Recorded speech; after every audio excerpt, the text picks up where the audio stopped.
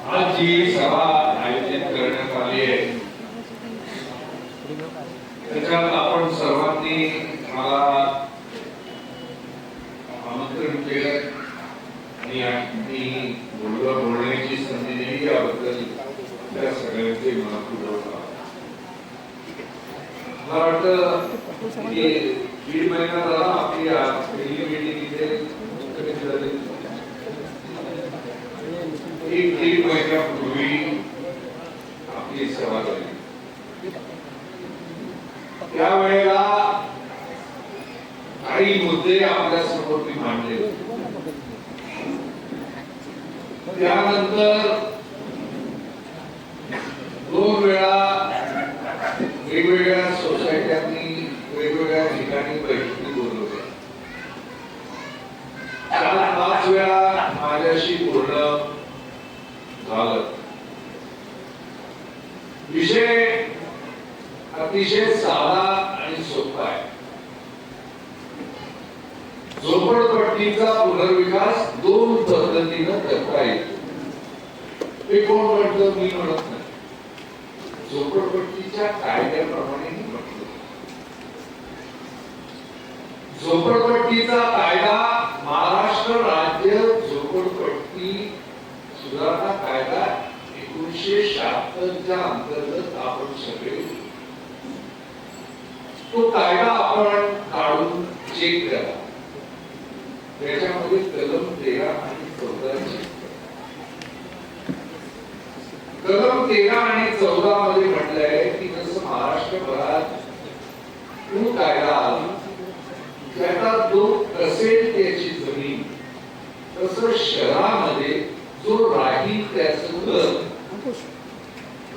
म्हणजे झोपडपट्टी धारकांनी जर प्रस्तावित गृहनिर्माण संस्था तयार करण्याचा निर्णय जर घेतला आणि त्या प्रस्तावित गृहनिर्माण संस्थेतर्फे जर रहिवाशांनी असं ठरवलं की ज्या जमिनीवर आपण राहतो त्या जमिनीचा मालकी हक्क आपल्याला मिळाला पाहिजे, तर ती जमीन महानगरपालिकेची असेल, ती जमीन सरकारची असेल, ती जमीन माडाची असेल किंवा ती जमीन खाजगी असेल, या सर्व जमिनींचा मालकी हक्क हा तिथल्या रहिवाशांच्या नावे केला पाहिजे.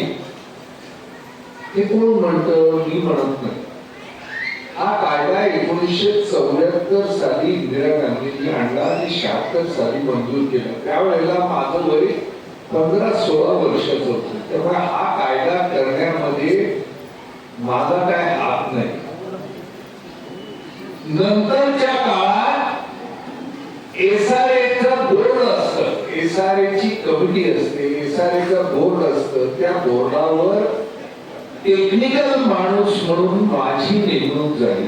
मी 8 वर्ष SRA च्या बोर्डावर काम केलं आणि SRA चे सर्व कायद्यांचा अभ्यास करण्याचा योग माझ्या नशिबी आला. मी ज्यावेळेला SRA मध्ये होतो त्यावेळेला इथे सुद्धा एक मीटिंग घेतली होती. अनेक वर्षापूर्वी 15 वर्षापूर्वी मी इथे येऊन गेलो आहे आणि इथे मीटिंग घेतली आहे. तेव्हाही मी हेच सांगितलं होतं. माझं सत्यनारायणाची कथा सांगणाऱ्या गुरुजींची कथा कधी बदलत नाही, ऐकणारे बदलतात. मी तेव्हाही तेच सांगत होतो. 1.5 महिन्यापूर्वी तेच सांगतोय, आजही तेच सांगतोय. कथा ऐकण्याला त्याच्यातून फायदा करून घ्यायचा असतो. फायदा करता तुम्हाला आला तर तुमचं नशीब. फायदा तुम्हाला करून घ्यायचा नसेल तर गुलामी करा. माझं काही जात नाही. पण कायदा काय आहे, तुमचे अधिकार काय आहे हे तुम्हाला सांगण्याची माझी जबाबदारी आहे. ते पूर्ण करणार. त्या उपर तुम्हाला खड्ड्यात जायचं असेल तुम्ही खड्ड्यात जा. माझं काही जात नाही. मी स्पष्ट आज सांगतोय. कारण मी आल्यानंतर अनेक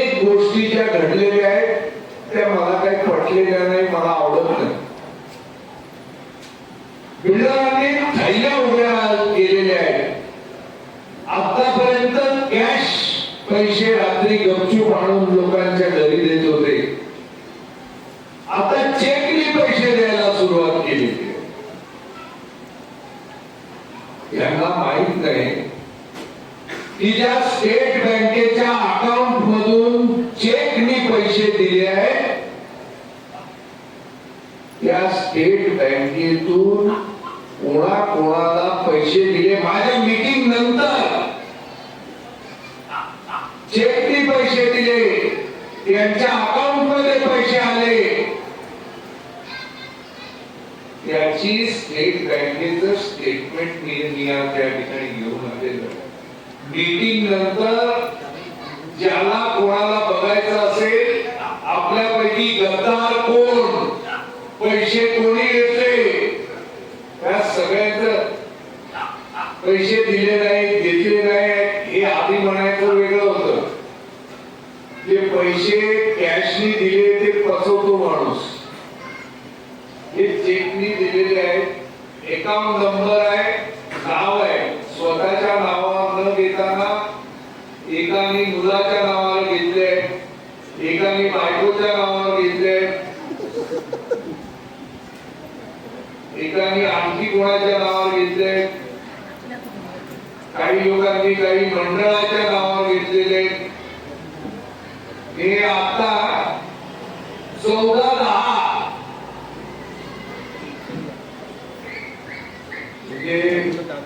ऑक्टोबरला, त्यानंतर डिसेंबरला सगळी नाव आहे. काही वेळा ही नावं अनाउन्स करतील ते, कारण मी ओळखत नाही कोणाला. काही आडनावं दिसत आहे,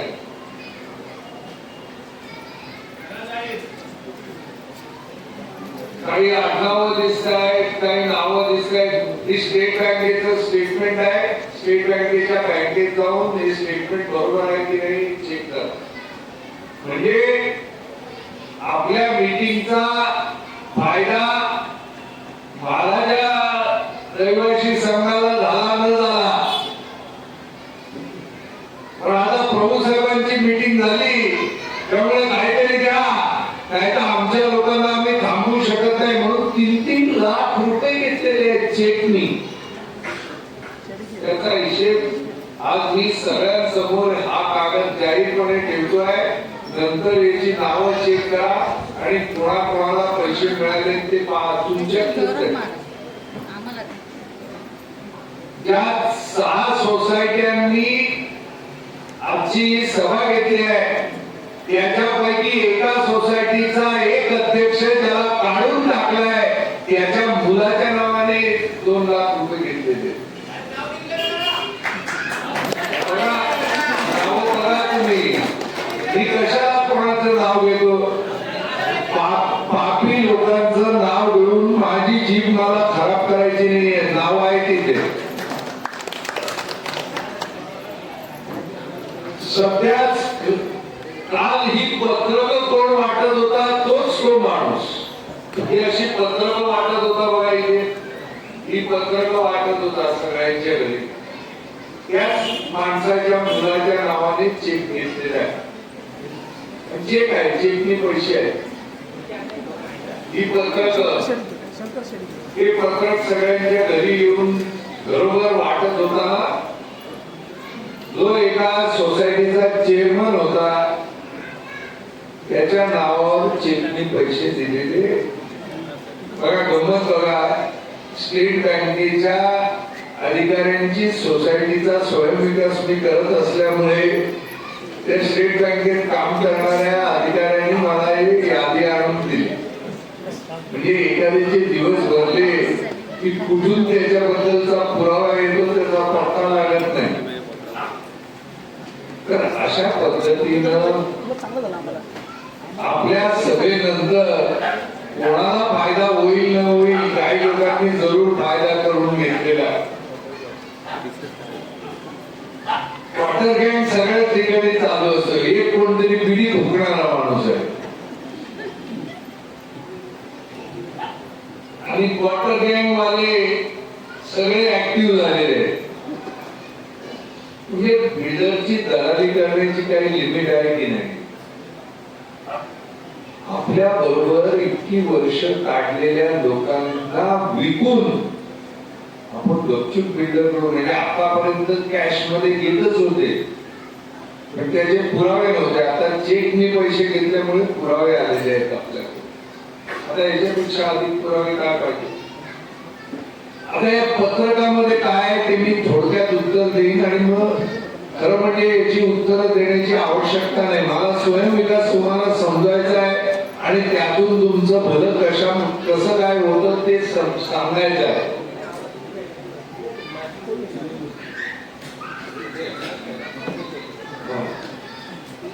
याच्यात म्हटलंय की 40 मजली इमारती ऐवजी 22 माळ्याची इमारत हवी असल्याचा कांगावा करीत काही विरोध करणाऱ्या व्यक्तीनं 22 माळ्याच्या इमारतीचा प्रश्न बाजूला सारलेला दिसतोय.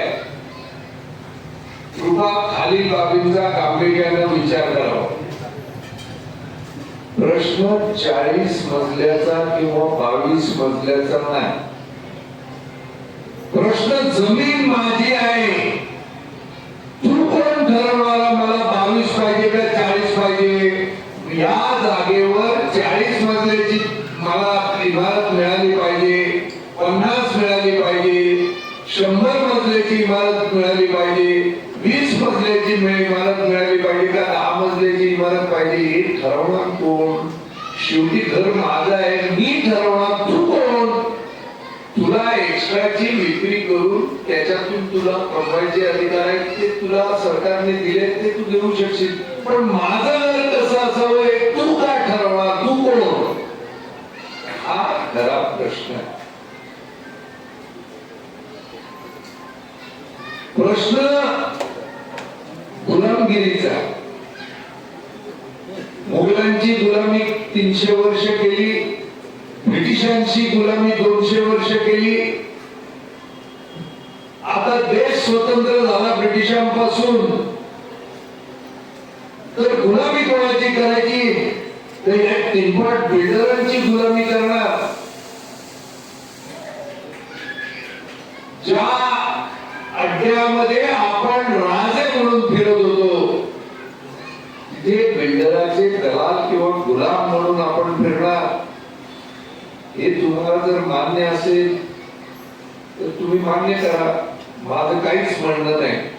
पण सरकारने तुमच्या करता केलेले स्वयंविकासाचे कायदे आहेत ते तुम्हाला समजावून सांगण्याचं मी काम करेन. तुम्हाला नको असेल नका देऊ. 300 फुटाच्या ऐवजी 450 फूट तुम्हाला मिळते, 150 फूट अधिक मिळते स्वयंविकासात, ते आपण घेऊ शकतो. पण ते तुम्हाला नको असेल तर तुमच्या इतका महान माणूस कोणीच नाही. तुमच्या सगळ्यांच्या मला पाय पडावे लागतील. कॅल्क्युलेशन नंतर बोर्डावर सगळ्यांना कॅल्क्युलेशन करून दाखवेन मी. म्हणजे बिल्डरला या प्रॉपर्टी मधून काय मिळतं, आपल्याला अधिक एरिया कसा मिळतो, आपल्याला बिल्डर काय बांधून देतो, ह्या सगळ्या गोष्टी सविस्तर तुम्हाला मी समजावून सांगणार. आणि या पत्रकात जे मुद्दे आहेत तेवढे मुद्द्यापुरत मी बोलतो. कारण म्हणजे आज मी वेगळ्या गोष्टी सांगायला आलो होतो, पण जेवढ्या ते पत्रक आलं त्यामुळे या पत्रकाचं उत्तर देणं आवश्यक आहे म्हणून मी उत्तर देतो. एरवी 2 लाख आणि 2.5 लाख रुपये घेऊन पूर्वीच्या काळात पेपरची लाईन टाकत होते 5 रुपयांनी. आता हे पत्रक वाटण्याचा धंदा करतात, पण 2 लाख रुपये चेकनी घेतात. जागा झोपडपट्टी धारकाच्या नावे अथवा रजिस्टर्ड सोसायटीच्या नावे असल्यास बँकेचे कर्ज मिळते व या कर्जाकरता प्रत्येक झोपडीधारक जबाबदार असतो. तसेच स्वयंविकास करण्यापूर्वी लागणारी आवश्यक बेसिक रक्कम भरण्याची आर्थिक परिस्थिती प्रत्येक झोपडीधारकाला असणे आवश्यक असते. जिजामाता नगर मध्ये हे शक्य होणार नाही. अरे तुला 2 लाख मिळाले, बाकीच्यांचं घर शक्य होणार नाही सांगणारा तू कोण? आणि आधी बेसिक रक्कम भरण्याची आवश्यकता असेल कोणत्या कायद्यात सांगितलेलं आहे? स्वयं विकासामध्ये कोणत्याच रहिवाशाला 1 पैसा आगाऊ रक्कम भरावी लागणार नाही. सोसायटी करताना शेअर तुमचे 5 शेअर्स किंवा 10 शेअर्स 50 रुपये पर शेअर्सचे याचे पैसे तुम्हाला भरावे लागतील. 50 रुपये एका शेअरचे, 5 शेअरचे 250 रुपये, 10 शेअर जर दिले शेअर सर्टिफिकेट म्हणजे सोसायटीच्या सभासदत्वाचे जे शेअर सर्टिफिकेट आहे याच्या करता जे पैसे लागणार आहेत त्याचे पैसे आपल्याला देणे आवश्यक आहे. जर झोपडी एखाद्याच्या नावावर नसेल, वडिलांच्या नावावर असेल, मुलं आज असतील तर कोणत्या मुलाच्या नावावर करायचं आहे त्याच्याकरता जो एफिडेव्हिट करून करायचा असेल त्या एफिडेव्हिट करता जो एफिडेव्हिटचा कागदपत्र आहे ते द्यावं लागत असेल. मला वाटतं 500 रुपये देण्याची ऐपत नसलेला कोण माणूस जर असेल इथे तर त्यांनी पुढे यावं. त्याच्याकरता 500 रुपये सुद्धा देण्याची आपण व्यवस्था करू. खर तर 2 लाख रुपये बिल्डर कडून घेतलेल्या लोकांकडून ते वसूल केले पाहिजे. पण नसेल खरंच जर 500 रुपये सुद्धा देण्याची ऐपत नसेल तर ते देण्याची आवश्यकता नाही. स्वयं विकासामध्ये कोणाचंही घर तारण किंवा गहाण ठेवलं जात नाही. कशावर कर्ज येतो? आपली घर बांधून जे उरलेला एफएसआय विकायचा असतो त्याच्यातून मिळालेल्या पैशावर आपण कर्ज घेत असतो आणि ते विकून ते कर्ज फेडायचं असतं. ते कसं फेडायचं हे मी कॅल्क्युलेशन करून तुम्हाला दाखवतो. आणखी काय म्हटलंय? झोपडपट्टी पुनर्विकास प्राधिकरणाच्या कोणत्याही कायद्यात स्वयंविकास करण्याचं प्रावधान नाही. माझ्या एखाद्या विद्यार्थ्यांनी असं बोलला असताना तर 2 कानफडात मारले असते. स्वतःला तर अक्कल नाहीच, वर कोणीतरी सांगतोय म्हणून पत्रक छापून वाटतोय असे बेशरम लोक या दाभोळकर अड्ड्यात प्रामाणिक लोकांची भरणा होती. हे बेईमान लोक कुठून या ठिकाणी निर्माण झाले असे खोट्या सगळ्या गोष्टी लिहिणारे हे मला कळत नाही. ज्या ठिकाणी टाटा कंपनीचे high voltage power overhead line आहे त्या खालील स्थित झोपडपट्टी जमिनीत इमारतीचे बांधकाम होणे शक्य नाही, कारण सदरचा प्लॉट रिझर्वेशन मध्ये मोडतो. त्यामुळे स्वयंविकासाकरता टाटा कंपनी एनओसी देणे शक्य नाही. म्हणून इतर आजूबाजूच्या सोसायटींना वादात गोवण्यात येत आहे. एक तर टाटा कंपनीच्या वरून ओव्हरहेड वाया जाते, त्याच्या खालील जमीन त्यांच्या मालकीची कधीच नसते. दुसरा तर टाटा कंपनीकडून एनओसी घेण्याची आवश्यकता नसते. ती जमीन हरित पट्ट्यात ठेवून त्या जमिनीवरचा एफएसआय फक्त आपल्याला घ्यायचा असतो. तो बिल्डरला पण मिळतो आणि स्वयंविकास आपल्याला पण मिळतो. म्हणजे न कळता आणखी कोणते मुद्दे आहेत त्याच्यात उत्तर देण्यासारखे?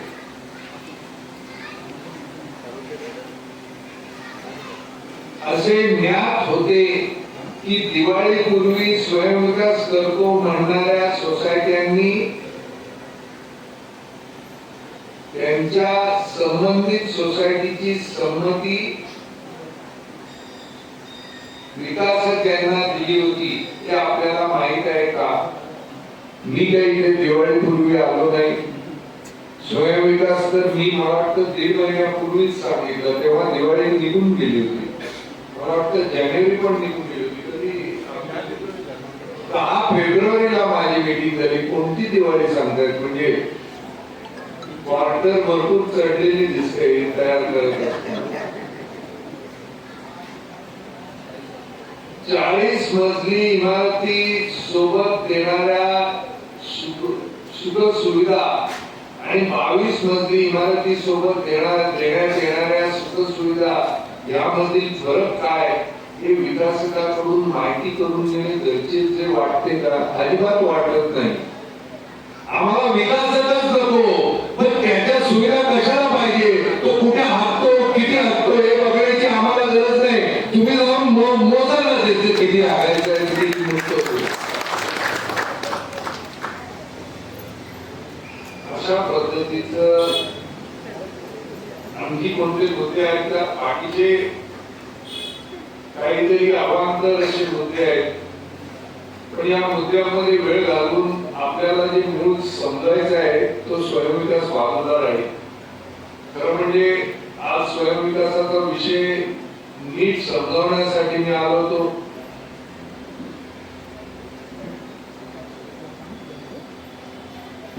सुरुवातीला एक घराचं गणित करून दाखवतो, नंतर पूर्ण नगराचं गणित करून दाखवतो. आपल्याला काय मिळतं आणि विकासकाला काय मिळतं हे सगळे कॅल्क्युलेशन करून दाखवतो. पण तुम्हाला आपल्या फोनवर जे मी गणित करतो ते कॅल्क्युलेशन माझ्या सोबत करावं लागेल, कारण गणित चुकलं तर तुमच्याकडूनच मला ते करून घ्यायचं आहे. मी करून गणित आणून अशासारखी पत्रकं वाटण्याचा धंदा मला नाही. हे गणित सगळ्यांनी एकत्र करायचं आहे. तर बोर्डावर कोण गेला? संतोष संतोष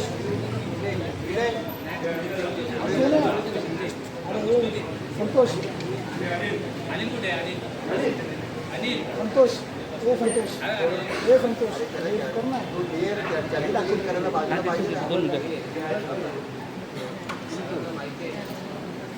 आता एसआरए तर्फे आपल्याला आता बिल्डरला या योजनेतून काय मिळतं हे एक घराचं कॅल्क्युलेशन करू आणि सर्व 2,500 घरांचं कॅल्क्युलेशन करू. एका घरामागे 300 स्क्वेअर फीट कार्पेट एरिया, बरोबर? 300 देतो म्हणतोय ना builder. 300 square feet carpet area, 305. तर वर घ्या, कारण खूप मिळायचं आहे. जवळ घ्या, एकदम बारीक आणि वरून घ्या, कारण खूप मिळायचं आहे. खूप कॅल्क्युलेशन करायला लागेल. एकदम वरून सुरुवात करा. 305 स्क्वेअर फीट कार्पेट एरिया.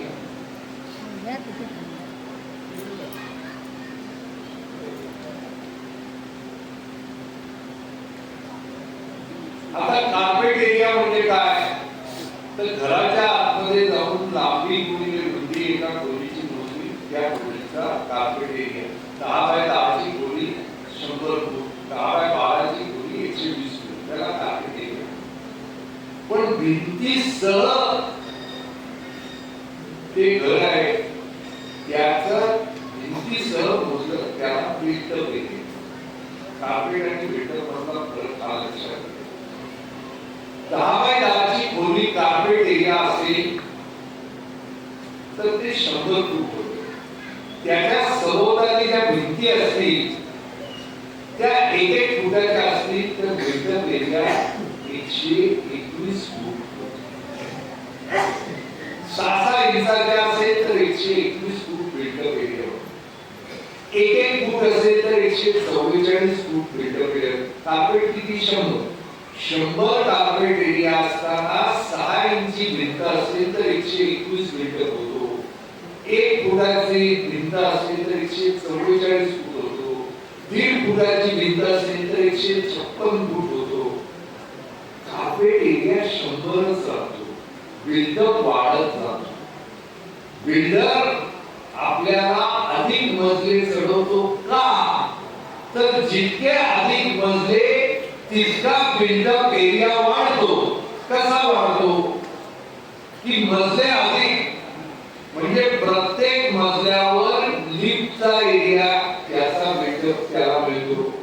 त्या मजल्यावर जायला जिन्याचा बिल्डअप त्याचा एरिया त्याला मिळतो.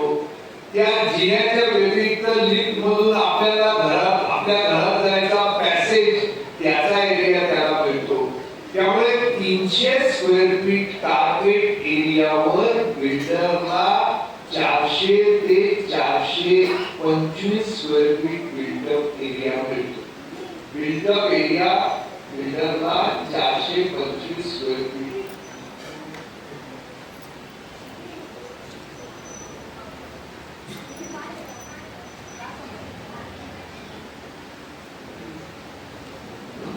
आता पुढे या की झोपडपट्टी पुनर्विकासात एक घर 1 स्क्वेअर फीट आपल्याला बांधून दिलं तर आपली दाटीनं वस्ती आहे, त्यामुळे 1 फूट आपल्याला बांधून दिलं तर 1.33 फूट विक्रीला मिळेल. 1 रेशिओ द्या तो 1.33.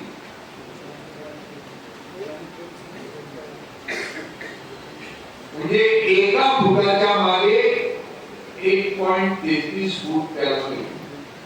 आता आपला बिल्डअप एरिया किती आहे?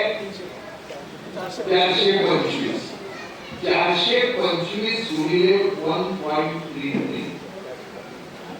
इथे गुणिले त्याला गुणिले 425 गुणिले 1.33.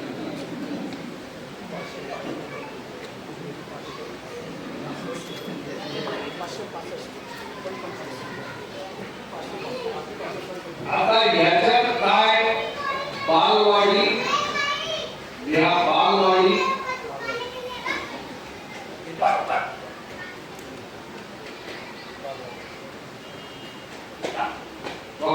महिला विकास,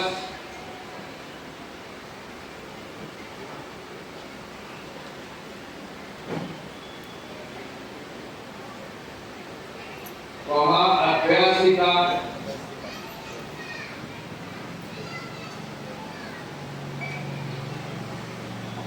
व्यायामशाळा,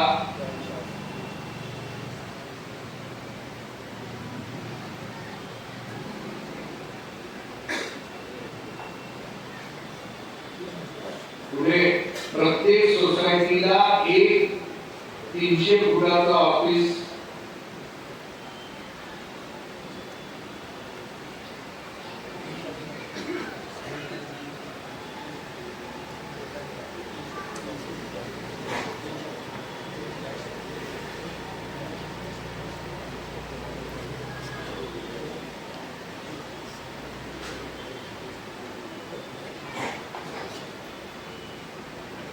या सगळ्या गोष्टी त्याला मागाव्या लागतात. तो आपल्यावर निर्माणी करत नाही, त्याला कायद्यानं या गोष्टी मागाव्या लागतात आणि या आपल्याला बांधतो तो स्वतःच्या खिशातून नाही. हे बांधल्याबद्दल या सगळ्यांचा जो बिल्डअप एरिया आहे त्या बिल्डअप एरियाच्या 1.33 हे समजा 100 लोकांना त्यांनी 1000 फूट बांधून दिले असं झालं. मग प्रत्येकाला 10 फूट आले ना, ते 10 फूट 1.33 या हिशोबाने आपल्या बिल्डअपला जोडलं जातं. त्यामुळे 565 अधिक याचा एरिया हे या सर्व गोष्टी म्हणजे या सुविधांकरता आणखी 35 स्क्वेअर फूट प्रत्येकाचे त्याला विक्रीला मिळते.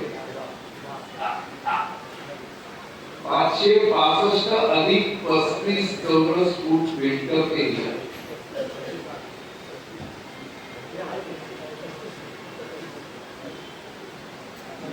चौरस फूट बिल्डअप एरिया.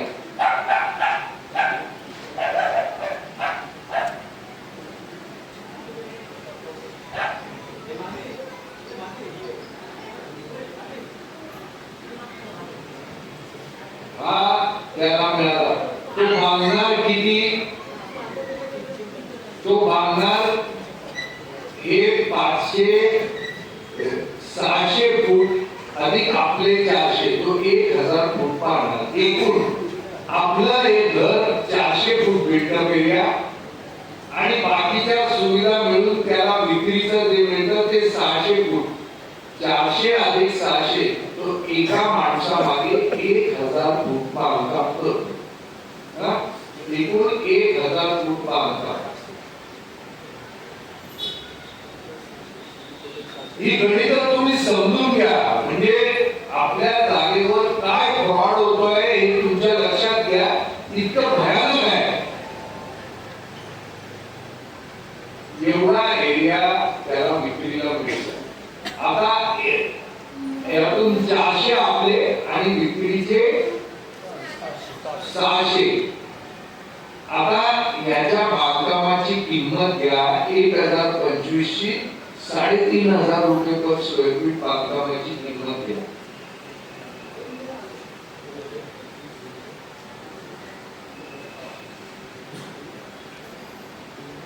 गुणिले 3500 रुपये पर स्क्वेअर फीट.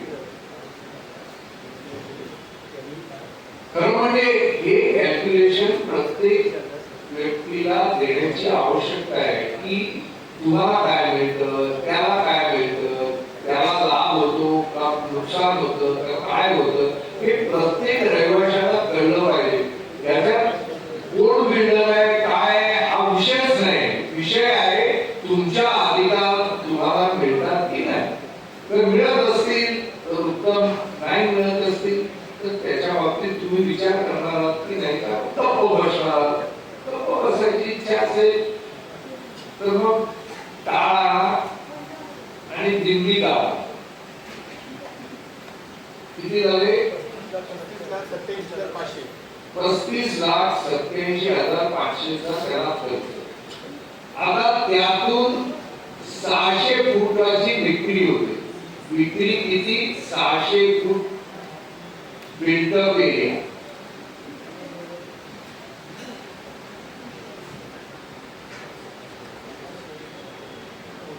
आता बिल्डर विक्री 600 फूट 600 नाही करत, तो सुपर बिल्डअप मध्ये विकतो. त्याच्यावर 40% तो लावतो, अधिक 40%. 600 वर अधिक 40% सुपर बिल्डअप. त्याला बिल्डरच्या भाषेत लोडिंग असं म्हणतात. 600 चे 40% किती होतात? 240. 240 स्क्वेअर फीट. म्हणजे सुपर बिल्डअप विक्रीला उपलब्ध 600 अधिक 240 840 स्क्वेअर फीट सुपर बिल्डअप विक्रीला उपलब्ध.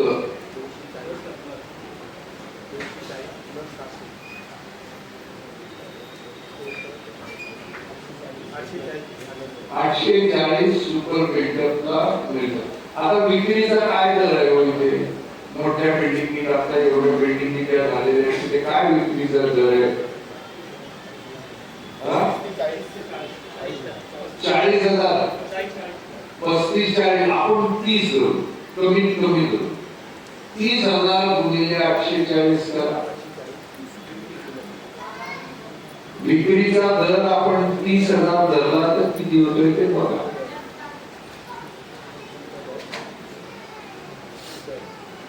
हे भावना नाही तिथे, हे गणित आहे. आपलं काय कमी होत आहे तेवढं समजून घ्या आणि मग तुम्हाला जे करायचं ते तुम्ही करा. तुमचा माग काय जात नाही. लुटून तुम्ही घेतला, तुम्हाला तुमची लूट होते. तुम्हाला लुटून घ्यायचा असेल, आनंद होत असेल तर लुटून घ्या स्वतःला. मला काय करायचं.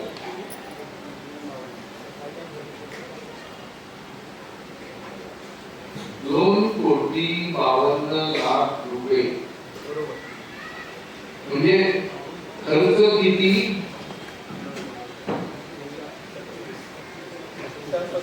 35 लाख. आता 2,52,00,000 पैकी खर्च वजा करा.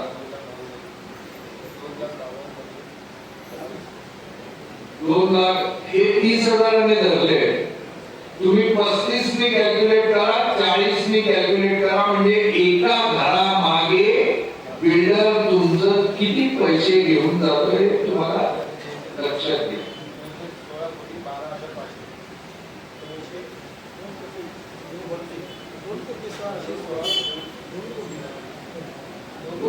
2,16,00,000 4,500. 12,500. आता बघा, पूर्वीच्या काळात माझी आजी सांगत होती की एक राजा हरिश्चंद्र होता, त्याच्याकडे कुणी आलं की तो त्याचा भंडार उघडून देत होता की रे बाबा घेऊन जा माझं सोनं चांदी आलेल्या प्रत्येक माणसाला. मी आजीला म्हणत होतो, आजी मला एकदा घेऊन जा ना राजा हरिश्चंद्राकडे. आजी म्हणते आता कलियुगात कुठे राजा हरिश्चंद्र जन्माला येतो बाळ, आता नाही मिळत. पण इथे आल्यावर लक्षात आलं की दाभोळकर राज्यात आपले 2,000 राजा हरिश्चंद्र आहे. म्हणजे तुमच्या हातात 25 लाखाचं घर आणि तो तुम्हाला लुटून देऊन किती जाणार, 2,16,00,000 रुपये एका घराचे. एवढे पैसे तुम्ही त्याला दान देताय, तो तुम्ही लुटून घेऊन जाता. आणि हा कोण 2 लाख रुपये घेतलेला म्हणतो बिल्डरकडे जा. लाज शरम वाटत नाही याला? अरे ज्या जमिनीवर जन्मलो, जिथे खाल्लं, जिथे आहे त्या लोकांच्या पाठीत धंदे खुपसून बिल्डरकडून पैसे इतके दिवस कॅशनी घेत होताय, आता पुरावे मिळाले की चेकनी घेतोय. एवढं करून सुद्धा शरम नाही. पुन्हा म्हणतोय पत्रक वाटतोय. दुसरा कोण वाटत नाही, स्वतःच वाटत होता. कोणीतरी सांगितलं स्वतःला कोण वाटणारा त्यालाच पैसे मिळाले. कोण असेल तो. हे झाले एका घराचे. आता स्वयंविकासासाठी, स्वयंविकासात पुन्हा हेच करणे.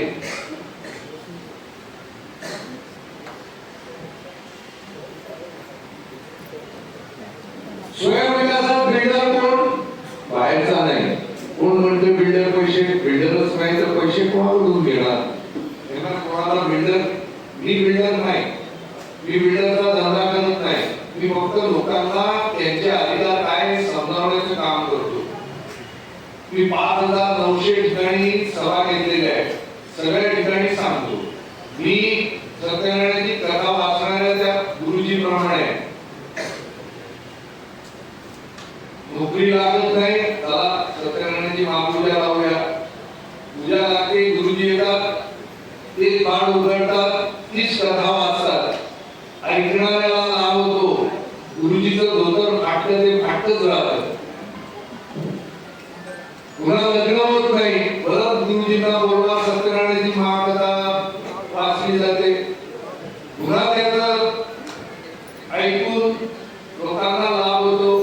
गुरुजी परत आपलं ते पाठ बंद करून घेऊन जातात. ती कथा बदलत नाही. माझी कथा कधी बदलली नाही. 15 वर्षापूर्वी इथे आलो तेव्हा तीच कथा सांगितली, आता तीच सांगतो. त्यावेळेला तुमचे 50 लाख रुपये लुटून घेऊन जाणार होता, आता तुमचे 2.25 कोटी लुटून घेऊन जाणार. परत इतका, जितके दिवस जास्त झाले तितकी तुमची लूट वाढत गेली. लुटणारे तुम्ही आणि खाणारे तो. आणि मधले लोक जे वाटाघाटी करतात याच्यात वाटा त्यांचा आणि घाटा तुमचा, यालाच वाटाघाटी म्हणतात. आता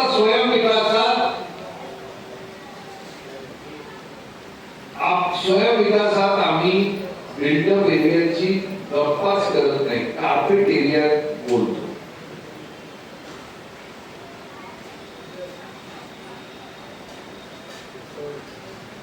स्वयंविकास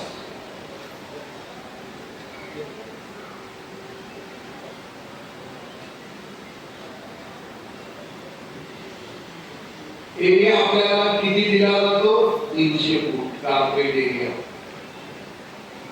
305 फूट.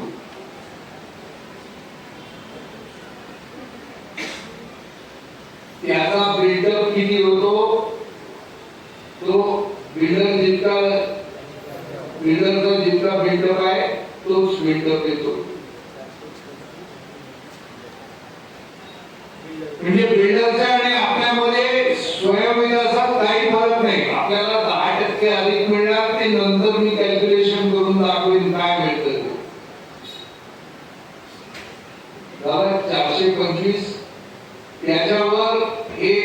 चे किती लावले बिल्डरच्या याच्यामध्ये, बालवाडी महिला विकास याचे किती लावले?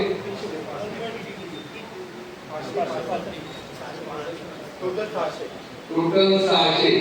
ते मिळून टोटल 600 आपल्याला बिल्डअप एरिया.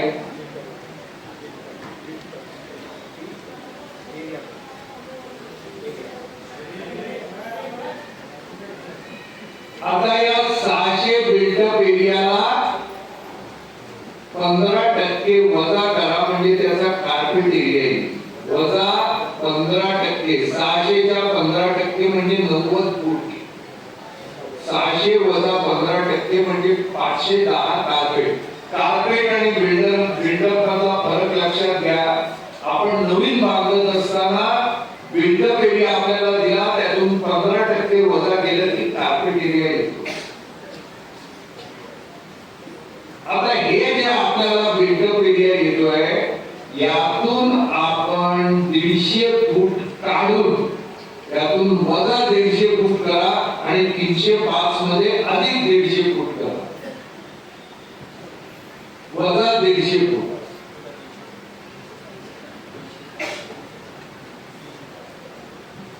आणि त्याच्यात अधिक वर अधिक 150 फूट.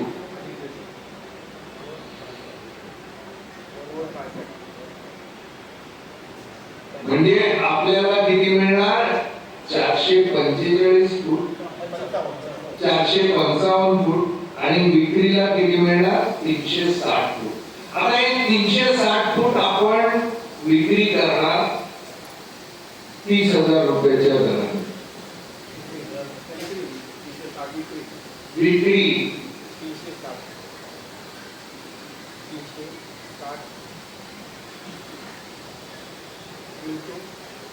इंटू 30,000.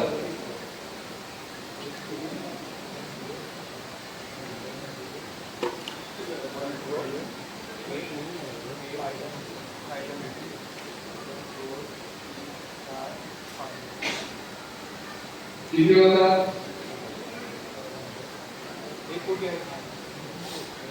1,80,000. 80 लाख नाही, 8 लाख. 1,08,00,000 रुपये होतात. आता यातून भाडं आपलं महिन्याचं किती कॅल्क्युलेट करायचं?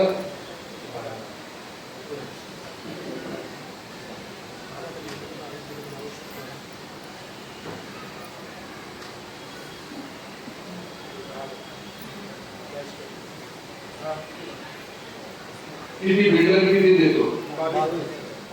ते वर किती घ्या बिल्डरच्या ह्याच्यात घ्या. वर भाडे 22,000. 22,000 गुणिले 48 महिने.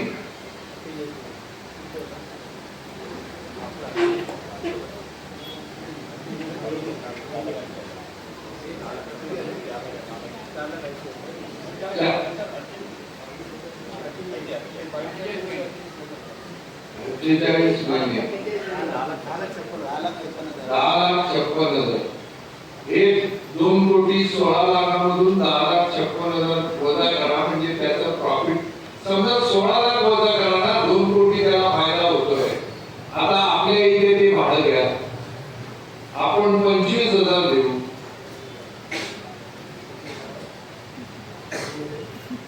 गुणिले 48 महिने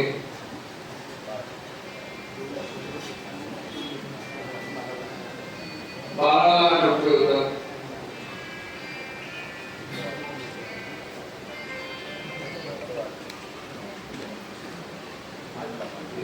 आणि बाकीचा खर्च आपण धरू.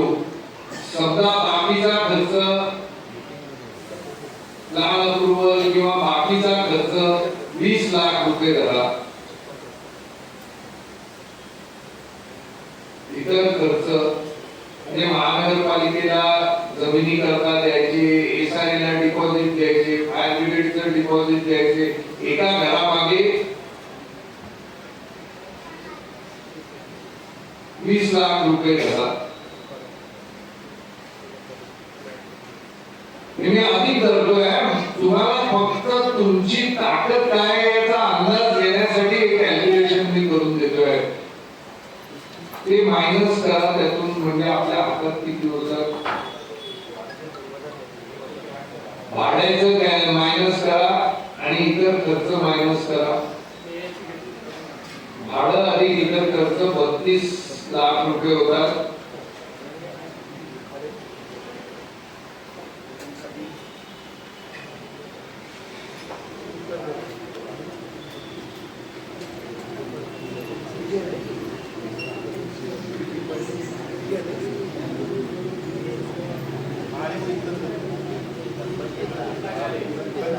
बत्तीस लाख ते 1,08,00,000 32 लाख मायनस करा.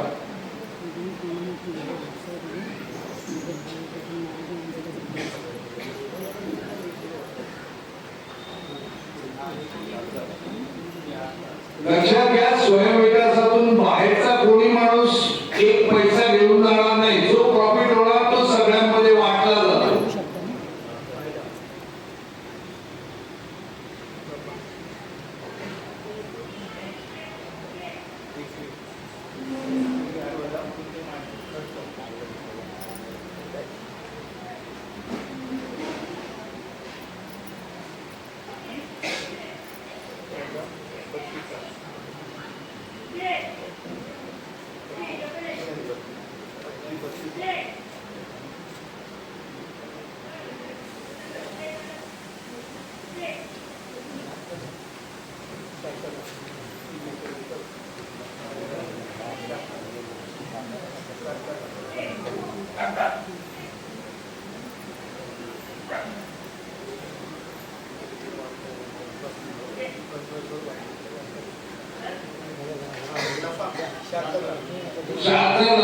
म्हणजे 445 स्क्वेअर फीट प्रत्येकाला देऊन देखील सर्व खर्च जाऊन या हिशेबाप्रमाणे 76 लाख होतात.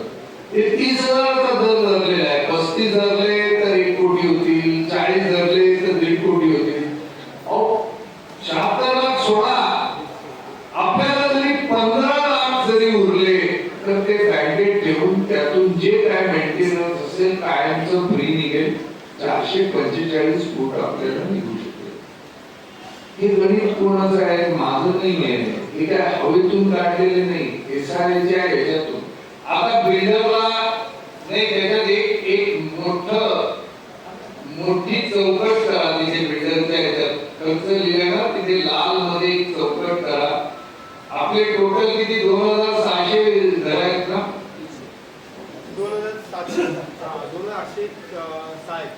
2,800 एक चौकट करा तिथे लाल मध्ये. चौकट करा.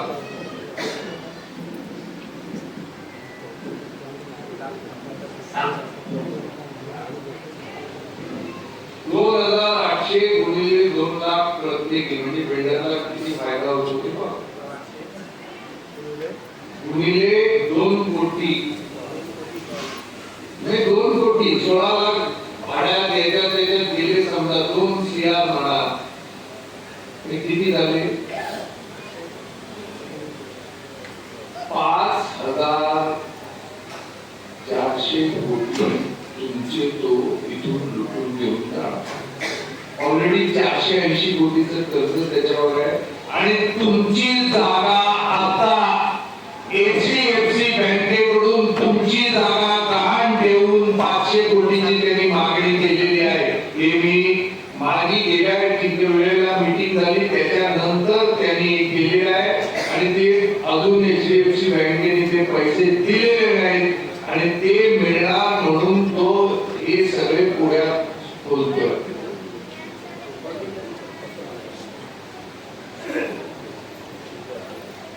म्हणजे 5,600 कोटी रुपये तुमच्या जागेतून तो लुटून घेऊन जाणार. जमीन कोणाची? तुमची. लीज कोणाचं? महानगरपालिकेचं. मालक कोण? तुम्ही. आतापर्यंत विजेचं बिल कोणी दिलं? तुम्ही दिलं. पाण्याचं भाडं कोण भरतं? तुम्ही भरता. 5,600 कोटी कोण घेऊन जातो? तो घेऊन जातो. हे तुमचं तळी. आता तुमच्या जागेवर त्याला इतकं तुम्हाला लुटून घेऊन जाण्याची तुमची इच्छा असेल तर माझं काही म्हणणं नाही. तुम्ही स्वयंविकास केला तर त्या स्वयंविकासातून मला 2 पैशाचा फायदा नाही. मी इथे तुमच्या प्रोजेक्टचा आर्किटेक्ट होण्यासाठी आलेलो नाही. मी मुंबईमध्ये कोणत्याच स्वयंविकासाच्या प्रोजेक्ट मधून 1 पैसा घेत नाही. तुमच्याकडून तर नाहीच नाही. पूर्ण मुंबईत जितके प्रोजेक्ट चालले एकाही प्रोजेक्ट कडून मी एकही पैसा घेत नाही. मी फक्त स्वयंविकासाच्या प्रोजेक्ट मध्ये लोकांना काय फायदा होतो तेवढं सांगितलं. हे तुमचा याचा फोटो काढा आणि सगळ्यांना व्हॉट्सअपवर पाठवा. आता हे सांगण्यामागे माझा हेतू असा होता की असे स्वयंविकास जिथे जिथे झालेले आहेत त्याची गेल्या वेळेलाही उदाहरण दिली. आज पुन्हा आठवण करून देण्यासाठी उदाहरण देतो. चेंबूरला चित्रा कोऑपरेटिव्ह सोसायटी त्यांना आज प्रत्येकी बिल्डर जिथे 500 फूट द्यायला रडत होता तिथे आज त्यांची बिल्डिंग उभी झालेली आहे. तुमचे लोक जाऊन पदाधिकारी जाऊन ती सोसायटी बघून आलेले आहेत. तिथल्या लोकांना भेटलेले आहेत. 1250 स्क्वेअर फीट कार्पेट एरिया प्रत्येक रहिवाशाला तिथे मिळाले. म्हणजे मी हवेतलं नाही, जिथे स्वयंविकास पूर्ण झालेला आहे तिथे मी सांगतो. मुरुडमध्ये पूर्वरंग सोसायटीमध्ये 1150 स्क्वेअर फीट प्रत्येक ठिकाणी झालेले आहे. एसआरए मध्ये 300 पेक्षा अधिक मिळू शकतं. बाकीचं कोणतेही सोडून द्या. तुमच्या वस्तीचं नाव जिजामाता नगर आहे ना, वरळीच्या जिजामाता नगर मध्ये झोपड्यांना किती एरिया एसआरए मध्ये मिळते विचारलं का कधी? 565 स्क्वेअर फीट प्रत्येकाला वरळीच्या जिजामाता नगर मध्ये मिळते. कधी चान्स मिळाला तर जाऊन विचारा आणि लोकांना तितक्या एरिया मिळतोय की नाही विचारा. म्हणजे म्हणतात की 300च्या वर मिळू शकत नाही, चुकीचं आहे. बिल्डरला तुमच्या जागेच्या अगेन्स्ट 1000 फूट विकायला मिळतं. त्यातले 150 फूट त्यांनी तुम्हाला विकले 1 रुपयाने, तर त्याला कोण थांबवू शकतो का? मग करता येत नाही असं का म्हणतात? हे कशासाठी करताय की त्यांना ते तुमचे नेते विकले गेलेले आहेत आणि त्यांना तुम्हाला विकायचं आहे आणि अख्खी वस्ती विकून त्यातून ते पैसे कमवणार आहेत. राजकीय पुढारी आणि नेत्यांवर विश्वास ठेवू नका. तुमच्या हक्कासाठी तुम्ही जर लढा देण्याचा निर्णय घेतला तर लढ्यामध्ये पूर्णतः तुमची मदत करायला मी तयार आहे. हे आज या ठिकाणी जाहीरपणे सांगू. हे कॅल्क्युलेशन तुम्हाला गेल्या वेळेला मी करू शकलो नाही. गेल्या वेळेला सर्वसाधारण चर्चा झाली आणि विषय पूर्ण मुंबईचा स्वयंविकासाचा मांडला गेला. या वेळेला मला डिटेल मध्ये कॅल्क्युलेशन तुम्हाला तुमच्याकडे करून पाहिजे होतं. उद्या परत मी या ठिकाणी येणार. उद्या परत मी या ठिकाणी येणार आहे. 26 पैकी 16 सोसायटीच्या लोकांनी मला भेटतो म्हणून सांगितले. जे आता बिल्डरकडे आहेत तिथली लोक येणार आहेत, त्यांना मी भेटायला आज येणार आहे आणि सर्व सोसायटीच्या लोकांना या गोष्टी मी समजावून सांगणार आहे. जर सगळ्यांना कळलं तर बरं आहे. जर कोणालाही कळलं नाही तर महाराजा रहिवासी संघाबरोबर असणाऱ्या 6 सोसायट्यांना जरी पटलं तर 6 सोसायट्यांची जमीन वेगळी करून स्वयंविकास करण्याची तयारी असेल. बिल्डर सहजासहजी त्याची जागा सोडेल असं समजायचं कारण नाही. माझ्या खिशातून त्या दिवशी 5 रुपयाचं नाणं पडलं तर मी अर्धा तास शोधत होतो. त्याचे इतके पैसे कोट्यवधी रुपये जातात. तो इतक्या सहजासहजी आपल्याला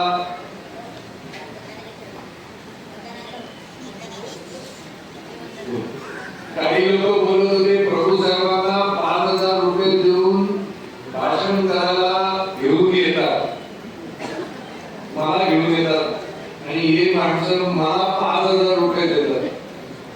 म्हणजे लोकांच्या विचारात चिकीव करावीशी वाटते. मी वरळीला सीफेसवर 2,500 स्क्वेअर फीटच्या घरात राहतो. 1 स्क्वेअर फीटची किंमत 1.5 लाख रुपये आहे. 40 कोटीचं तर माझं घर आहे. वडिलांची इस्टेट बघितली तर त्याहूनही अधिक आहे. मी एकुलता एक असल्यामुळे सगळं सोडलेलं आहे. आयुष्यात जितकं कमवायचं तितकं कमवून झालेलं आहे. आता कोणाकडून काही घेण्याची आवश्यकता नाही. मुलं शिकून स्वतःच्या पायावर, दोघेही मुलं चांगल्यापैकी स्वतःचा व्यवसाय करतायत. मला कोणासमोर हात पसरण्याची गरज नाही. 5,000 नाही, 5 रुपये कोणाकडून मागण्याची माझी तयारी नाही आणि मला करायचं नाही. पण माणसाचे विचार इतके छोटे आहेत की स्वतः जसे चिरीमिरी करता तडपत असतात बिल्डरकडे, त्यांना इतर माणूस सुद्धा पैसा करता या गोष्टी करतो असं वाटतंय. कोणी म्हटलं काय म्हटलं मला माहित नाही, पण ज्याला स्टेट बँकेमध्ये ज्याला पैसे मिळाल्याचं दाखवलेलं आहे त्यांनी म्हटलं असावं असं मला वाटतं. तर आणखी कोणते विषय मांडायचे राहिले?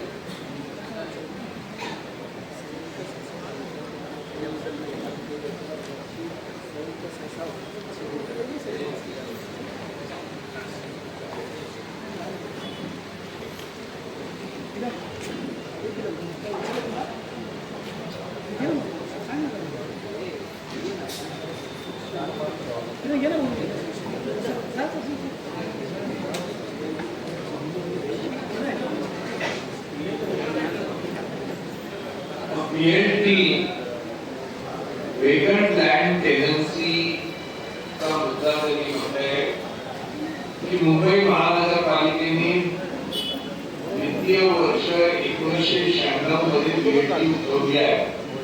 सद्यस्थितीत सदर BLT प्लॉट मुंबई महानगरपालिकेच्या अधिपत्याखाली आहे.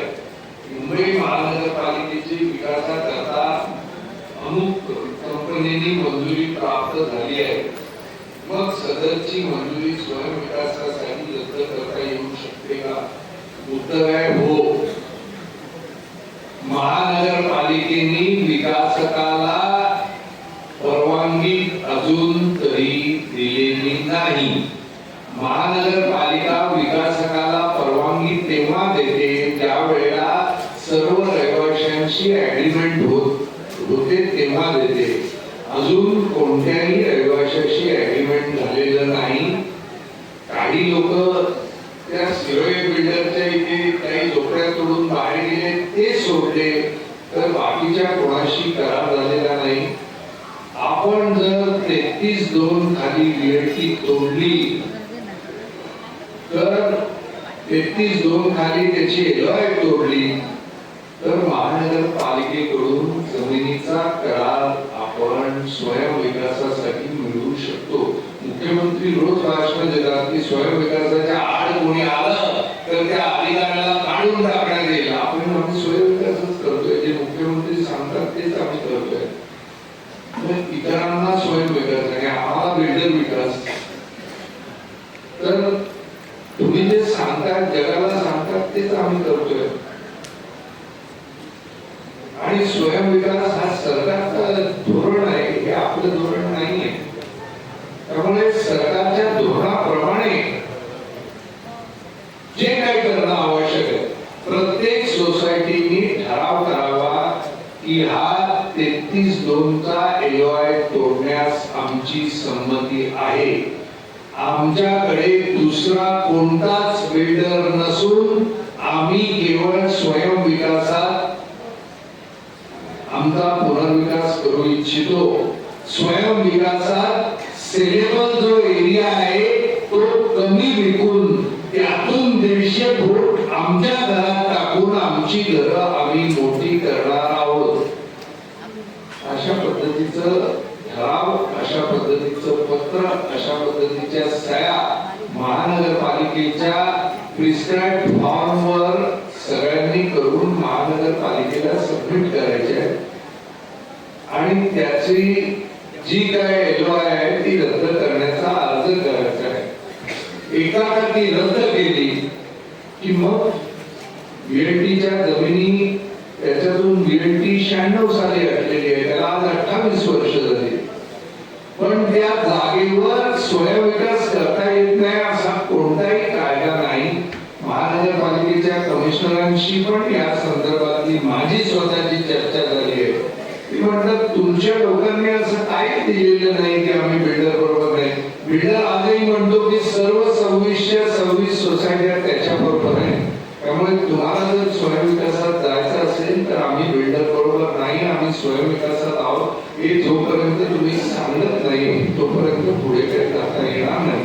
त्यामुळे ही जी प्रक्रिया आहे स्वयंविकास जाण्याची ही करून त्याच्यासाठी लढा देण्याची आवश्यकता आहे. आजचा विषय स्टेजवर मला भाषण देण्याचा नव्हता, आजचा विषय लोकांशी संवाद साधण्याचा होता. त्यामुळे आक्रमक जे स्वरूप आहे, लढा देण्याचं स्वरूप आहे, हे त्या दिवशीच्या सभेमध्ये माझं स्वरूप तुम्ही पाहिलं असेल. आज ते स्वरूप नाही. आज समंजस्यानं शांत मनाने विचार करण्याची आवश्यकता आहे आणि तो विचार या आकड्यामधून तुम्ही करायचा आहे. SRA चे नियम कायदे समजून घ्यायचे. एक गोष्ट यातून मी अजून तुम्हाला याच्या कॅल्क्युलेशन मध्ये घेतलेलं नाही. SRA नियमामध्ये असं स्पष्ट नमूद केलेलं आहे, स्वयंविकास जर लोक स्वतः करत असतील तर बिल्डरला जितका FSI मिळेल त्याच्यापेक्षा 10% अधिक FSI मिळणारच. हे अजून मी कॅल्क्युलेट केलेलं नाही.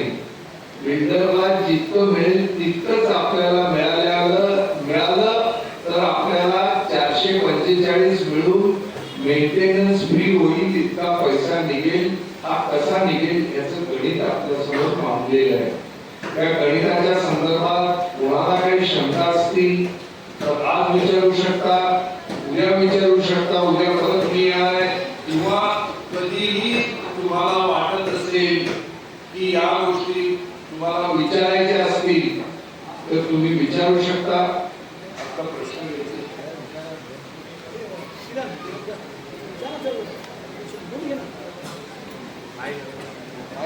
आपण तेच सांगितलं ना, जे पैसे उरतात ते पैसे बँकेत घेऊन त्यातून लाईफ टाइम मेंटेनन्स फी सांगितलं. तुम्ही ऐकलं नाही, तुम्ही मागे थांबा तेव्हा तुम्ही सांगितलं नाही. सगळ्यांच्या लक्षात आलं का, स्वयंविकासात बिल्डर देतो त्यापेक्षा उत्तम प्लॅन, बिल्डर देतो त्यापेक्षा चांगलं बांधकाम, बिल्डर वेळेवर बांधकाम देत नाही हे आपण करत असल्यामुळे वेळेवर बांधकाम, बिल्डर देतो त्यापेक्षा अधिक भाडं, बिल्डर देतो त्यापेक्षा अधिक एरिया, आणि बिल्डर कधीच देत नाही, फक्त 2 लाख रुपये देतो त्या ठिकाणी कायमचं मेंटेनन्स फ्री होईल, इतके पैसे बँकेत घेऊन त्याच्या व्याजातून आपण राहू शकतो. हा स्वयंविकास आहे. हा मुंबईत सर्वत्र लोक करतायत. झोपडपट्ट्यांमध्ये देखील स्वयंविकास करतायत. अंधेरीला मालपा डोंगरी नंबर 3 MIDC च्या समोर आणि होली फॅमिली हॉस्पिटलच्या बाजूला 1400 लोकांच्या सोसायटीनं स्वयंविकासाचा ठराव केलेला आहे. त्यांची जमीन त्यांच्या नावावर झालेली आहे. नमस्कार साहेब. सर्वप्रथम जिजामाता नगर रहिवासी संघ आणि जिजामाता नगर तुमचे आभार मानतो की तुम्ही आमचं चांगल्या प्रकारे या पद्धतीने मार्गदर्शन केलं आणि 5000 रुपये घेतले नाही. असं आहे की सर्वप्रथम जिजामाता नगर तुमची जी डेव्हलपमेंटची सुरुवात झाली ती आमच्या सोसायटीपासून झाली. मी शांती सोसायटीचा सदस्य आहे आणि आमची एकंदरीत आमची सदस्य संख्या आहे 180च्या घरात आहे. त्यातील 150 लोकांची स्थलांतरित आहेत, म्हणजे 200 लोकांची गरज केली उरलेली 30 ते 35 आहे. त्यापैकी आता 20 जणांनी परत त्यांनी ॲग्रीमेंट केले. आता आम्ही जो उरलेले 10-15 जण आहेत, आम्ही जर त्याच्याबरोबर जर आम्हाला स्वयं घोषित करायचं असेल आम्हाला स्वतःला तर आम्ही तसं करू शकतो का? आता ज्यांनी भाडी घेतलेली आहे, LOI जर सगळ्यांचाच तुटला तर तुमच्या संदर्भात वेगळा विचार करता येईल. LOI जर तुटला नाही तर तुम्हाला त्यातून बाहेर पडणं कठीण आहे. आमचा आता प्रयत्न असा आहे की 6 सोसायटी आपल्या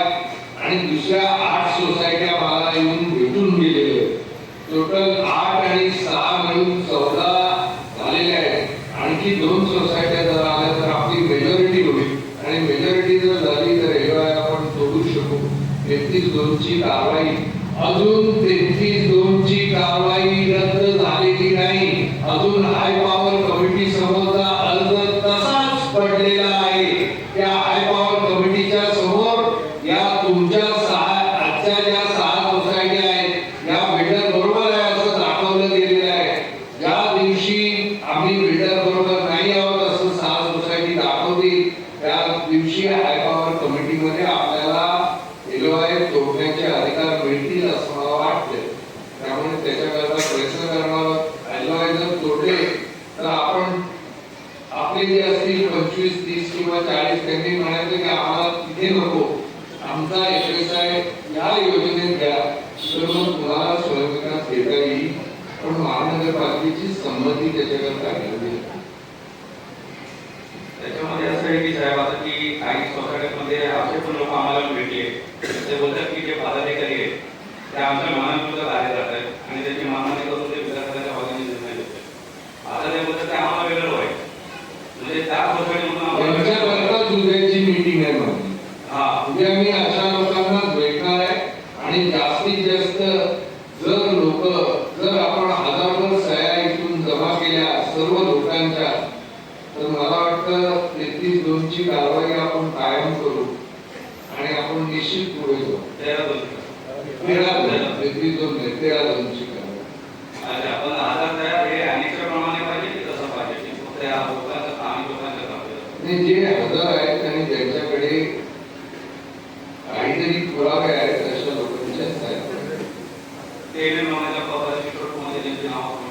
तुमच्याकडे इन्व्हेस्टर लोकांची भरपूर भरणा झालेली आहे. बाहेरच्या लोकांनी घरं विकत घेतलेली आहेत.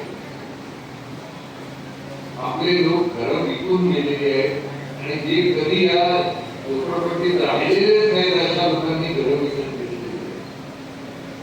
आता त्या लोकांना कुठून पकडून आणणार, त्यांचा पत्ता नाही, तिथे काय नाही. त्यामुळे जे सध्या आता किमान तेवढ्या लोकांना एकत्र घेऊन आपण जर 13-2 हे करू शकलो, करून जर एलओआय करू शकलो तर आपण स्वयंविकासात जाऊ शकतो. आपल्याकडून जर एकी झाली तर मुख्यमंत्र्यांच्या कानावर या गोष्टी मी टाकू शकतो.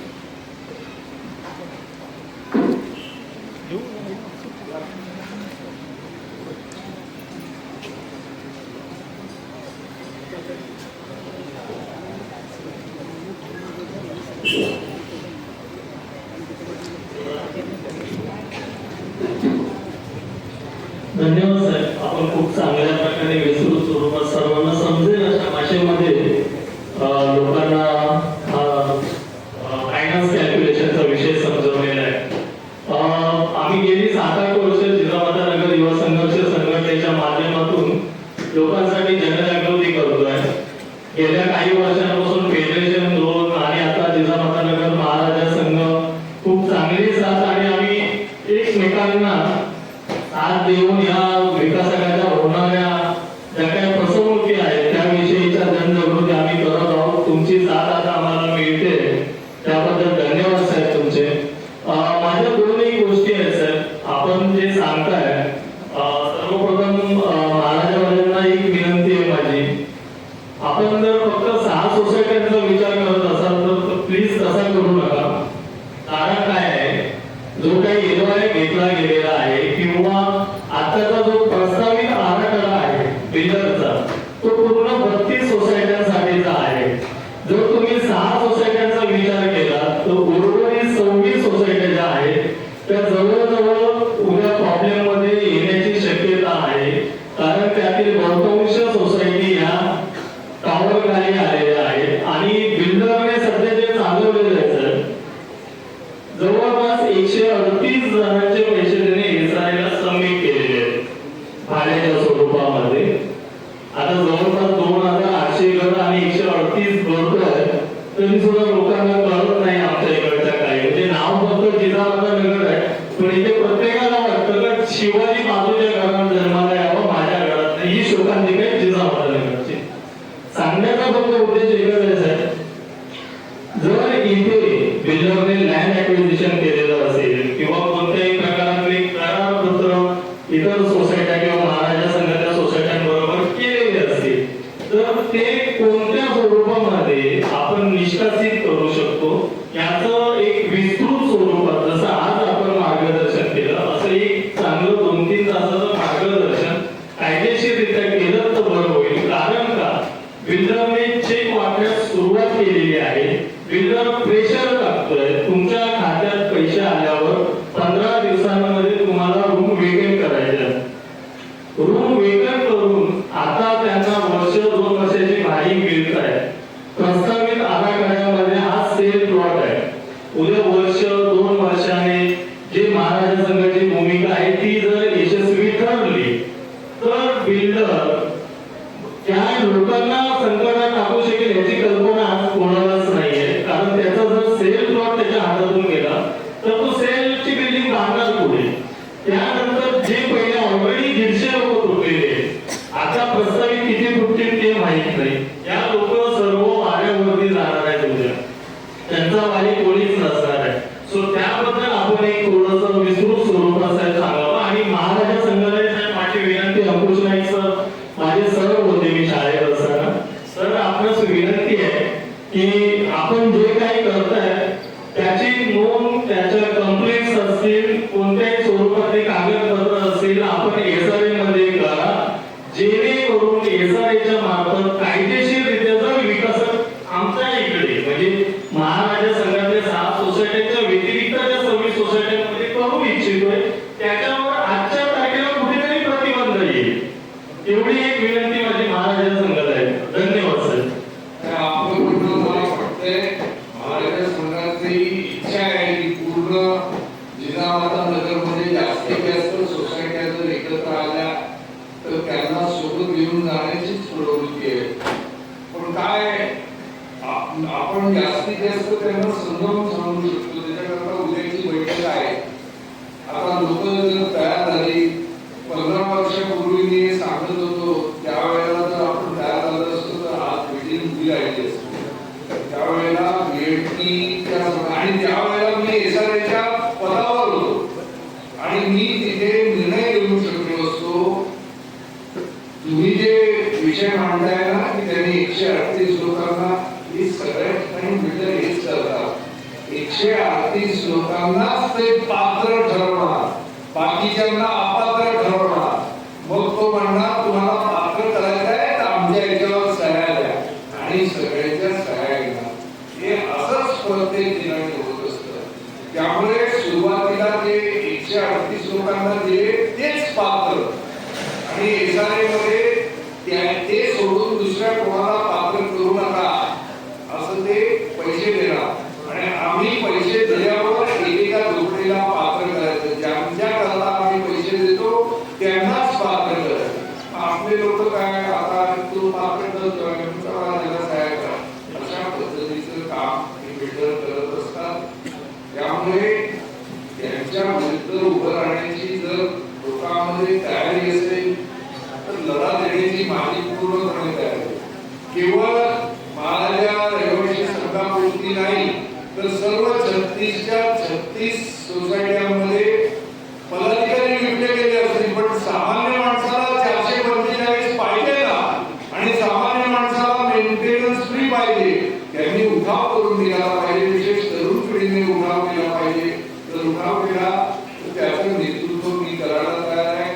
आणि शेवटपर्यंत जोपर्यंत आपला विजय होत नाही तोपर्यंत या जिजामाता नगरला मी सोडणार नाही.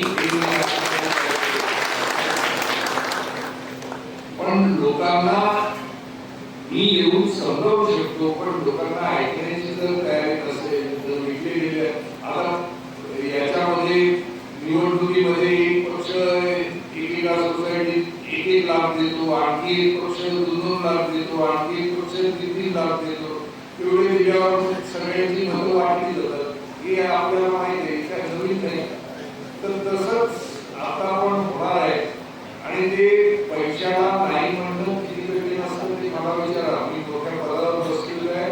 पैसे आपोआप चालू देतात तेव्हा नाही म्हणणं इतकं सोपं नसतं. त्याला मोठा जिगर लागतो आणि ते करण्याची महाराजा रहिवासी संघ करण्याची तयारी आहे, म्हणून त्यांच्या सोबत मी आलो. तरी गेले 2-4 महिनेच त्यांच्याशी संपर्क आहे. आधी जर संपर्क झाला असता आणि बाकीच्या यांना तर आज ही परिस्थिती आली नसती.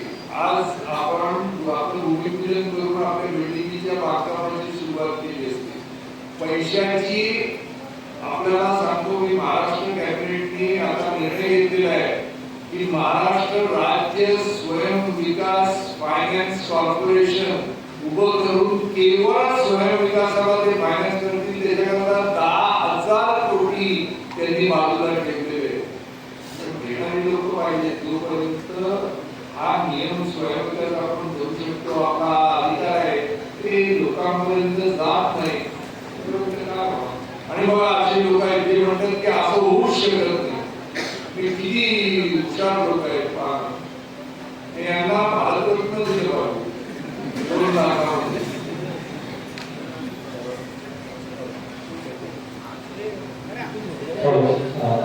नमस्कार सर. तुम्ही जसं सांगितलं की 6 सोसायटी असतील किंवा जे काही सोसायट्यामधून तुमच्याकडे अप्रोच करतात. आज आमच्या सोसायटीमध्ये अशी एक गत आहे की कालच आम्हाला 13 जणांना सोसायटीच्या व्हॉट्सअप ग्रुपमधून काढून टाकलेलं आहे. अध्यक्षांना आम्ही हे केलं म्हणजे विचारलं, प्रश्न विचारला म्हणजे.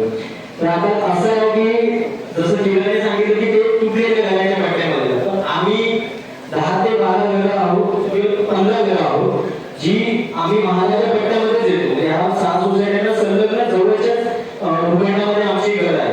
आम्हाला असं विचारायचं की मेजॉरिटी हा सगळीकडे आम्हाला सांगितलं जातं. आमच्या जे काही 14 मंडळ त्यांना घाबरवलं पण जात आहे. जसं आता हे लेटर तुमच्याकडे आहे तसं लेटर आमच्याकडे पण फिरवलं गेलं आहे. तर मला असं विचारायचं की सोसायटीमध्ये आता समजा त्या आमची 45 जणांची सोसायटी, 45 ते 53 जणांची, त्या काही पात्र सुद्धा आहेत अजूनही. त्यांना असं सांगितलं जातं की जर तुम्ही तिकडे गेलात किंवा तुम्ही विरोध केला तर तुम्हाला अपत्र ठेवलं जाईल. हे सुद्धा दाखवलं जात आहे. तिथे एक आमच्या सोसायटीचा मेंबर आहे, त्याचं दुकान आहे, पण त्याला घर म्हणून पात्र केलेलं आणि दुकान म्हणून तो लढतोय. तर अध्यक्ष म्हणतात की तुम्ही घर घेऊन मोकळे व्हा, दुकान कशाला, जर मिळते ते घेऊन मोकळे व्हा असं चालू आहे. तर आम्हाला असं विचारायचं की आज आमच्याकडे मेजॉरिटी नाही आहे सोसायटीमध्ये, कारण आम्ही 15 जण आहोत आणि आम्ही लढतो. तर आम्हाला हे शक्य आहे का की आम्ही 15 घरं वेगळे होऊन किंवा जे काही आता हा आपला स्वयंपूर्ण विकास हे झाले, कारण आम्ही ह्या पट्ट्यामध्येच येतो, आपलं भूखंड सुद्धा या पट्ट्यामध्येच येतो घराचा. तर आम्हाला ते शक्य आहे का की आम्ही या सर्व प्रोसेसमध्ये येऊन सहभागी होऊ शकतो, तेवढी आम्हाला ती शाश्वती मिळेल का? सब डिव्हिजन करताना या 6 सोसायट्यांना लागून जी घरं आहेत त्यांनी जर अर्ज केला की जमिनीचं सब डिव्हिजन करताना आम्हाला त्या ठिकाणी नको, या ठिकाणी तुम्ही या सोसायटीत तुम्ही जॉईन करा, आणि त्या सोसायटीच्या सभासदांना जिथे तुम्ही जॉईन होऊ इच्छिता त्यांची तयारी असेल तर करता येईल. असं मुंबईवर अनेक ठिकाणी झालेलं आहे. पण इथे ते महानगरपालिका करेल की नाही, बिल्डर तुम्हाला करू देईल की नाही, या सर्व गोष्टी आहेतच. मी खोटी आश्वासनं देण्यासाठी मला निवडणुकीत तुमच्याकडून नोटे घ्यायची, मी कोणत्या पक्षाशी संबंधित नाही. त्यामुळे मला तुम्हाला काही खोटं सांगून मला काही फायदा होत नाही. मला तुमच्याकडून इथे येऊन तुमच्या गर्वी मला काही अपेक्षा नाही. मी फक्त तुमचे अधिकार आहे तुमच्यापर्यंत सांगतोय की तुमची लूट होते आहे. एकेका घरामागे 2-2 कोटी रुपये लुटून तुम्हाला घेऊन जात आहे आणि तुम्ही ते सहन कसं करताय हे मला कळत नाही, म्हणून मी तुम्हाला सांगतोय. आता तुमच्या लोकांना ते पटलं, मी म्हणतो तुमच्या बरोबर आहेत ते नाही, जे तुमच्या बरोबर नाही अशा 8 लोकांना माझ्याकडे आणलं तर त्यांच्याशी मी चर्चा करेन आणि ते जर तुमच्यापर्यंत येऊ शकले तर आपण वेगळ्या गोष्टी करू शकू आणि प्रत्येकाला फायदा आहे. हो, तुम्ही जनतेचे प्रभू सांगतात म्हणून नाही, मला 300 च्या ऐवजी 445 मिळत आहे नाही, मला मेंटेनन्स फी मिळत आहे, याच्या करता तरी एकत्र या. पण जे आपण सबडिव्हिजन म्हणालो ते आता आमच्या ॲनेक्शर सोसायटीच्या नावाने आहे आणि ॲनेक्शर मध्ये आम्ही पात्र 15च्या 15 पात्र म्हणूनच आहोत. ते आम्हाला जमेल का? महानगरपालिकेला लिहायचं आहे की आमच्या लोकड्या या सोसायटीतून उघडून जर स्वयंविकास करून त्यांना देत असाल तर त्याच्यामध्ये तुम्ही करावं असं पत्र देत आहे. ठीक आहे, धन्यवाद सर. आणि त्याबद्दल जर आम्हाला काही मार्गदर्शन लागलं तर तुम्ही आम्हाला साथ द्यावी, आम्ही नक्कीच असं वाटतं.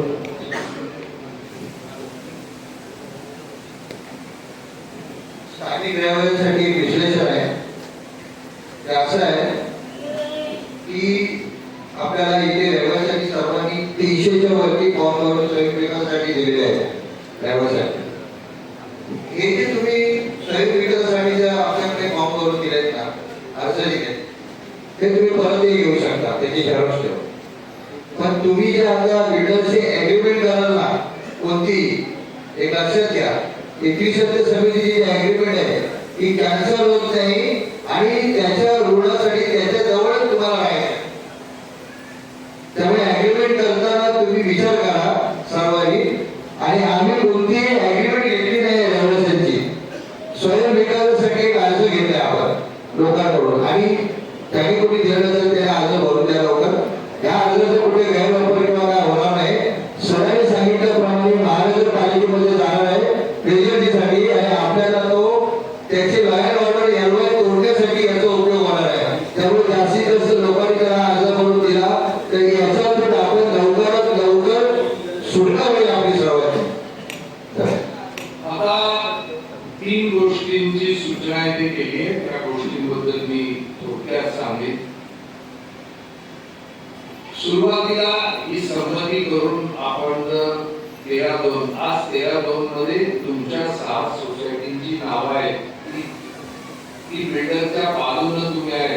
13-2 होऊ नये म्हणून तर 13-2 ला तुम्ही जर पाठिंबा दिला आणि हाय पॉवर कमिटीने एलवाय जर तोडून तुम्हाला वेगळं स्वयंविकास करण्याची परवानगी जर दिली तर पुढे कसं जायचं याच्याविषयी ते म्हणतात की काही गोष्टी सांगाव्यात.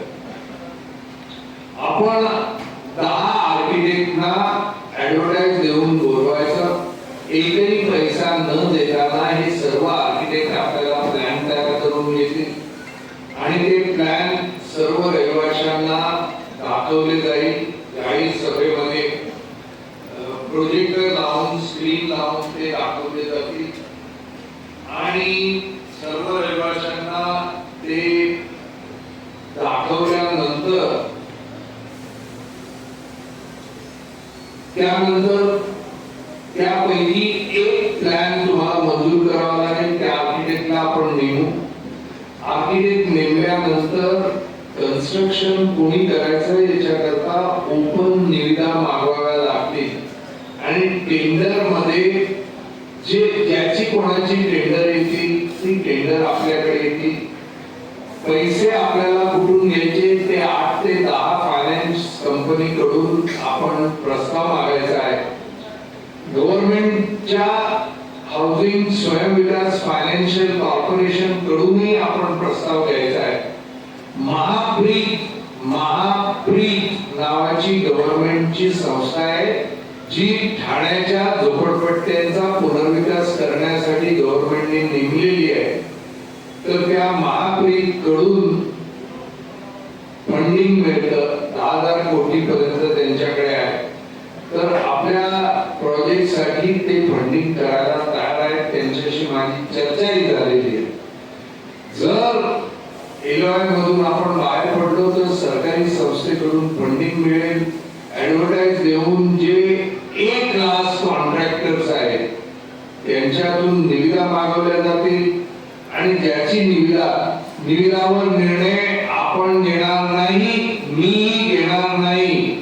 IAS अधिकारी जे निविदांचं निवड करण्याची ज्यांची ख्याती आहे किंवा ज्यांना सवय आहे असे 3 किंवा 4 महत्वाच्या अधिकाऱ्यांना आपण नेमू.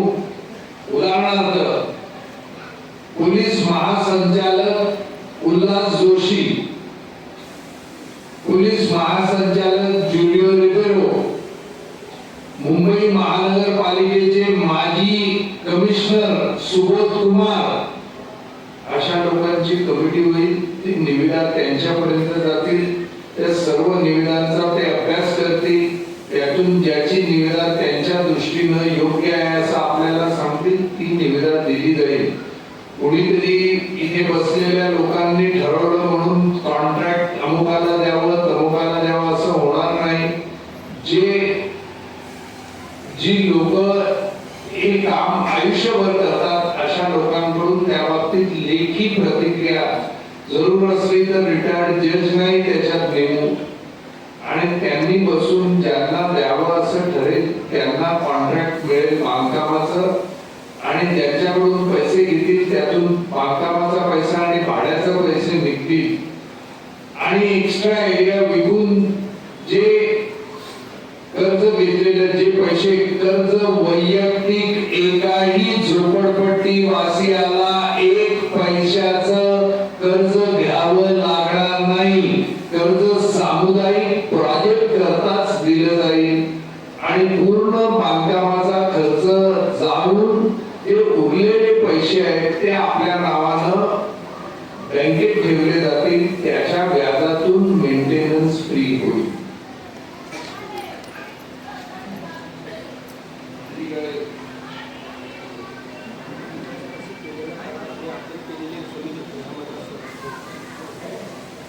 विकासकाशी केलेला करार हा इरिव्होकेबल पॉवर ऑफ अटर्नी आहे.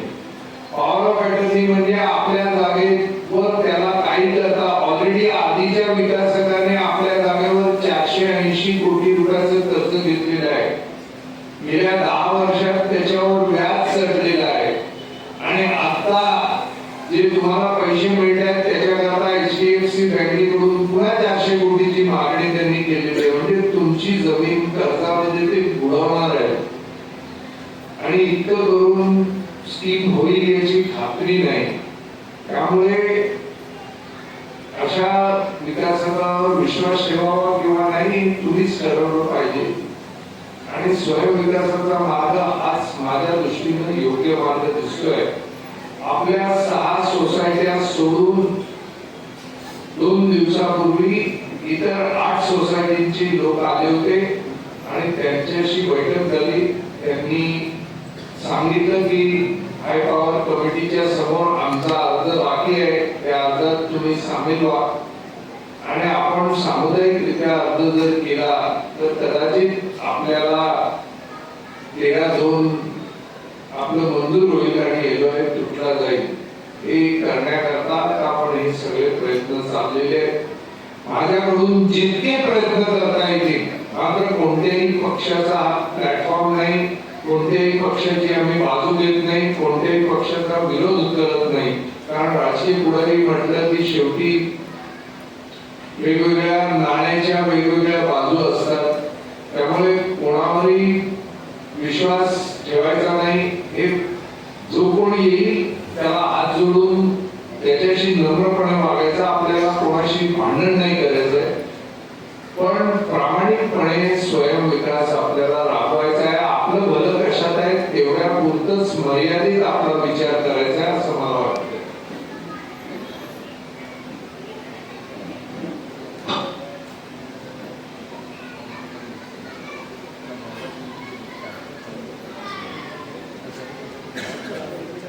नाही ते मी आधीच सांगितलं, सोसायटीचे पदाधिकारी विकले गेलेले आहेत.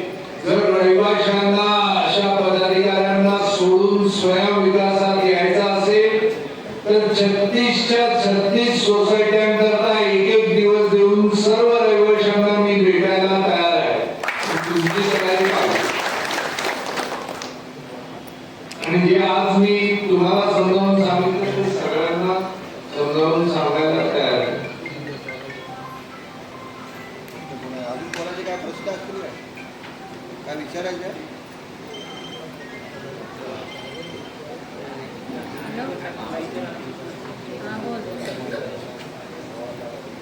आता मी मीटिंग मध्ये माझी पुन्हा आता दुसरी मीटिंग. गाण्याला नाही, मी मीटिंग मध्ये आले. गाण्याला फोन करतो नाही तर साक्षीला कर.